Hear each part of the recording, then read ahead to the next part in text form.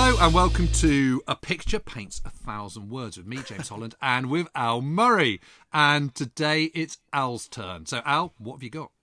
Well, I have a picture of a Cromwell tank, a Mark V jumping in 1944 on trials, obviously. And it's the fantastic dynamic image of the tank actually leaving contact with the ground. It's gone up a ramp, sort of Evel Knievel style, and has left the ground. And one of the mudguards at the front is flipped up. The port side mudguard has flipped up, and the shackle below it has flipped up because of the force of this tank leaping through the air.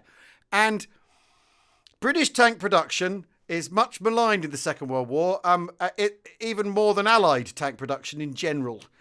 Yet here we have a vehicle capable of 40 miles an hour, leaving the ground and showing that, in fact, there is more to this story than, Allied tanks are crap, and that a lot of thought and development's going on. And this is one of the wayposts. This vehicle, 3,000 of them made, something like that, is one of the wayposts to Centurion, which is regarded as the first main battle tank, the greatest main battle tank, arguably, of all time. And if that's your thing, if that's your tank thing. So that's what I'm offering, Jim, because it's an extraordinary picture. Isn't it just? I mean, just look at it. And I mean, imagine the poor sod in it. He's then got well, sort of crack. What is it, 28 tons worth of tank about to land? Because that's at least 2.5 metres off the air. Yeah, it's 2-3 metres. The leading edges must be 3 metres off the air, and they're going to, all their dentures are coming out when they land, aren't they? I mean, there's what's not pictured is the mattresses, the big pile of mattresses it's about to land on out of camera, clearly.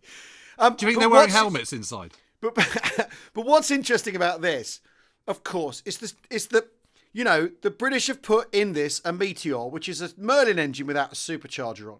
So what you've got here, rather than this idea that we don't really know what we're doing with tanks, the British, is that actually, well, we need a reliable power plant. We've got one. And then they test this engine on a series of suspensions and a series of existing designs, and they work their way towards getting this right. And although it's supposedly delayed and due in the desert and all that sort of thing, sort of held up by 9 months, that's a pretty common hold up in tank development for everyone during the Second World War. And the British have to choose, do they want the Sherman, do they want the Cromwell? And they don't want to just buy Shermans because then they're reliant on the Americans for tank production. So the Cromwell fills the gap. And it's for the I mean, I've gone on about this before, but there's the Great Swan after the breakout of Falaise, where this is exactly the vehicle you need. It's exactly the bit of kit you want. And here it is, slipping the surly bonds of earth, Prometheus style, and leaping towards us. Well, I think that's one of the best tank pictures from the Second World War I've ever seen. I think it's an absolute cracker. Yeah, I love it.